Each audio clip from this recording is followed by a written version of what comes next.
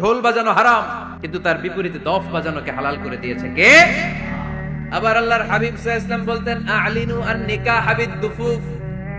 এলাকায় যখন তোমাদের কারো বিয়ে হয়, দফ দিয়ে ব্যান্ড পার্টি করে জানিয়ে দাও।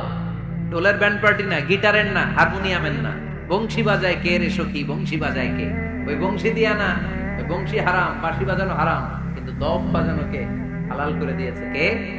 কারণ বিয়েতে একজন নারী পুরুষের যেই সম্পর্ক হয়, জিনা বা ব্যভিচারে একই সম্পর্ক হয়। পার্থক্য হচ্ছে এটা সামাজিক স্বীকৃতি আছে, জিনার স্বীকৃতি নাই, ঠিক কিনা? এজন্য বিয়ে গোপন করে করা যায় না, এটা অ্যানাউন্স করে করতে হয়। ওমরে ফারুক রাদিয়াল্লাহু তাআলা আনহু যখন মদিনার খলিফা, উনি বলতেন, লুকিয়ে লুকিয়ে যদি কেউ বিয়ে করে, সমাজের আশেপাশে তার প্রতিবেশীরা যদি তাদের দাম্পত্য জীবন সম্পর্কে না জানে, আমি তাদের দুইজনকে জিনার শাস্তি দেব।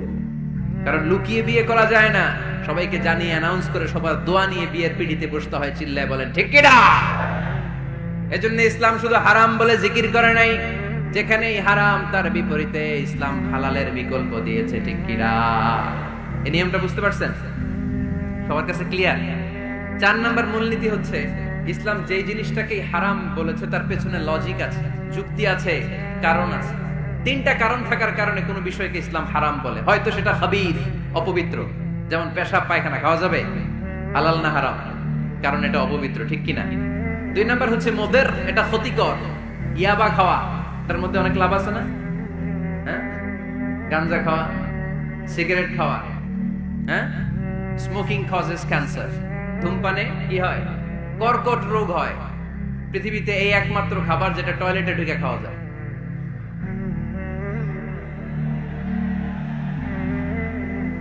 সিগারেট ছাড়া, এটা ছাড়া, এটা কোন খাবার টয়লেটে বসে খাওয়া যায়? সিগারেটই পৃথিবীর একমাত্র খাবার যেই খাবারের প্যাকেটের উপর এই খাবারের বদনাম লেখা থাকে। কালিয়ারার বাজারে এক ধরনের বিস্কুট আসছে, মনে করলেন, দেখলেন যে বিস্কুটের গায়ের মধ্যে লেখা, এই বিস্কুট যেই খাবে তারই ডায়রিয়া হবে। খাবেন? দোকানওয়ালারা কি কইবেন?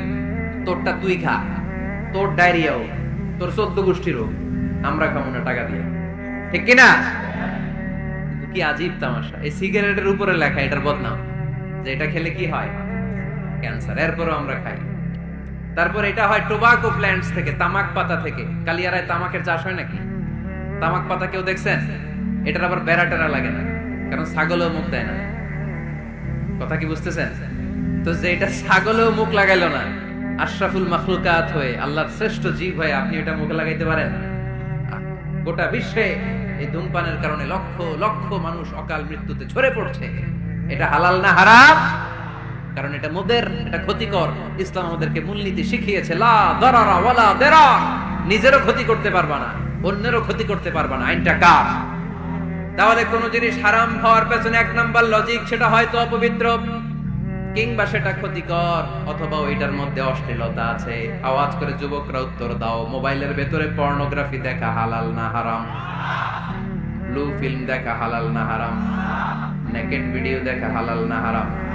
কারণ এটা অশ্লীল, ঠিক কিনা?